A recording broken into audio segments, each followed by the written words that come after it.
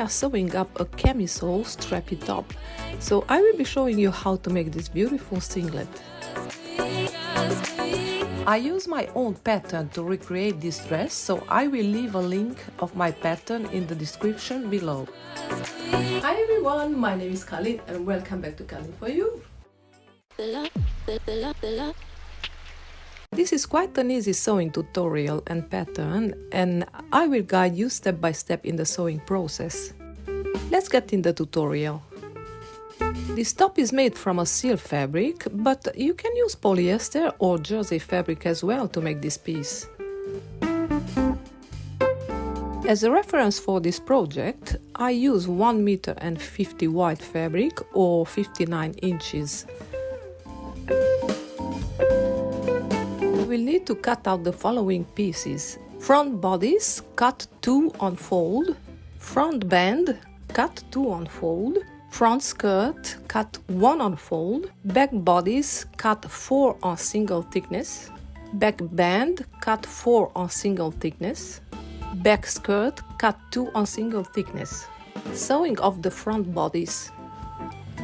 You have cut 2 pieces, one of them is the right side of the bodice and the second one will be the lining. You have to iron some interfacing to cover completely the bodice and to prevent it from extending. Fold each dart by matching the notches together, right side facing, and stitch them. Do this step for both the main bodice and the lining. Iron the darts flat toward the center line of the bodice. Sewing of the back bodice. You have cut 4 pieces, 2 of them are the right side of the bodice and the other 2 pieces will be the lining. Iron some interfacing of the lining of the back bodice pieces to cover completely and to prevent it from extending. Assembling of the front bodice with the back bodice. Pin the side seams of the front bodice to the back bodice, right side facing, and sew them together. Repeat this step for the lining pieces. Press the seams open. How to sew the spaghetti straps and the button loops. Cut 2 strips of fabric of approximately 70 cm or 27.55 inches long and 2 cm or 0.78 inches wide. In this example, I'm just showing you the technique on a short piece of fabric.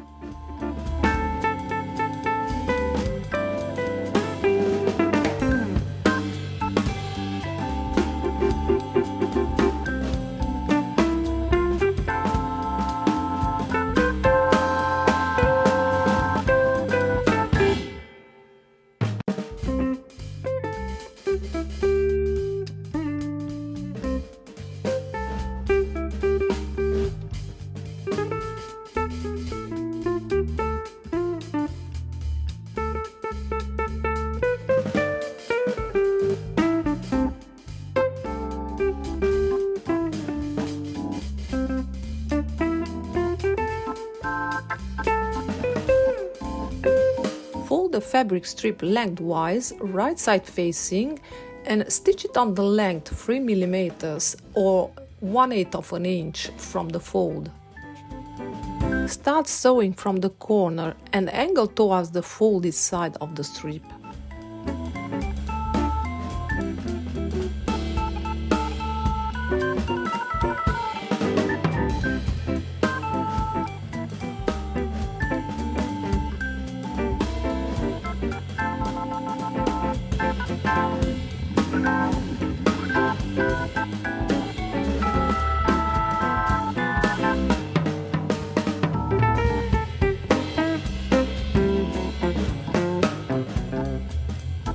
After you have finished stitching your strip, trim the seam allowance.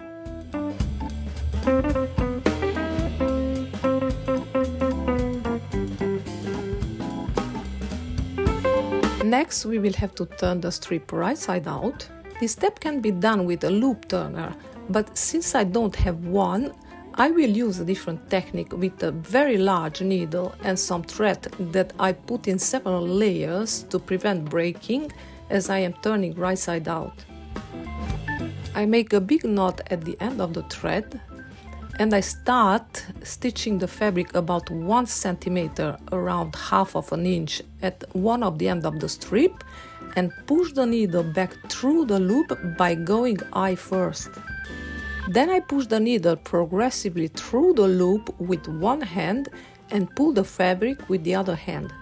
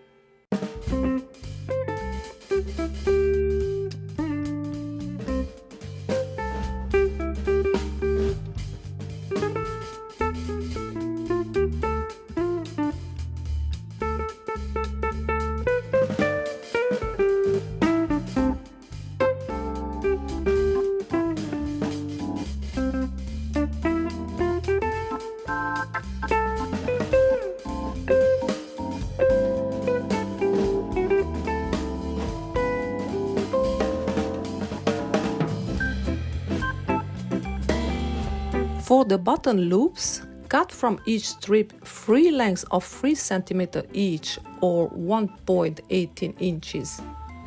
Fold the loop in half and gather the two ends.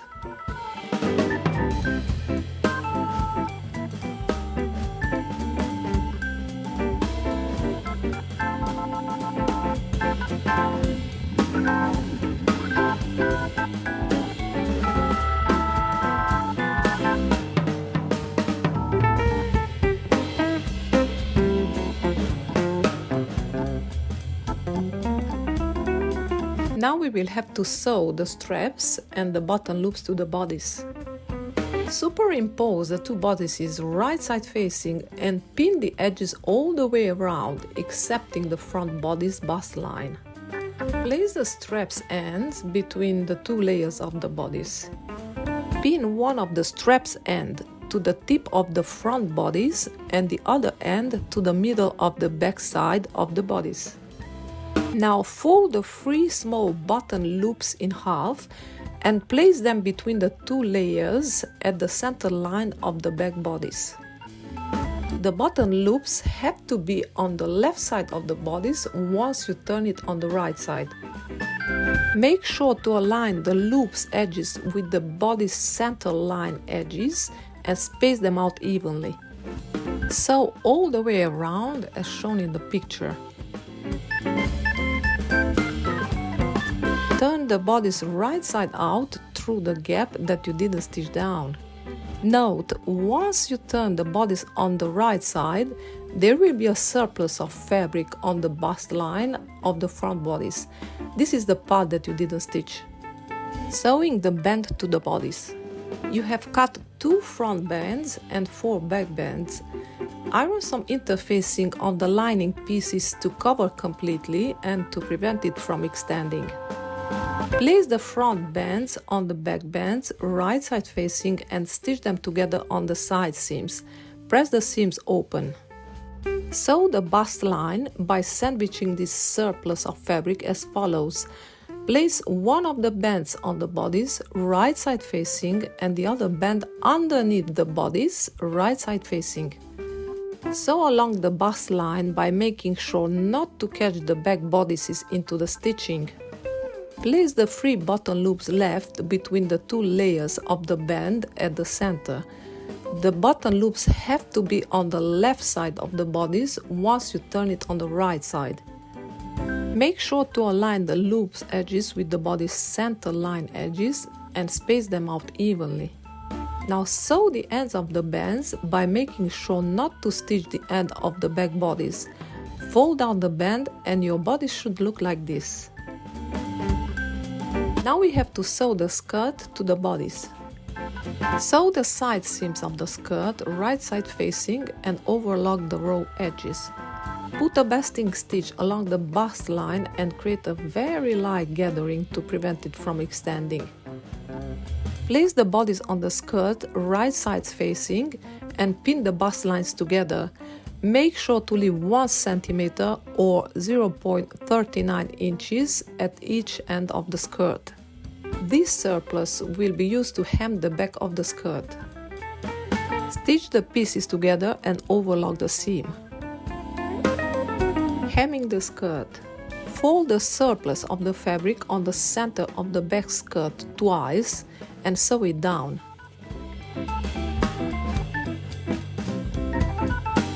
Fold up the bottom of the skirt twice and sew it down. The last step is to sew the bottoms on the right side of the bodice and the band, and you are done.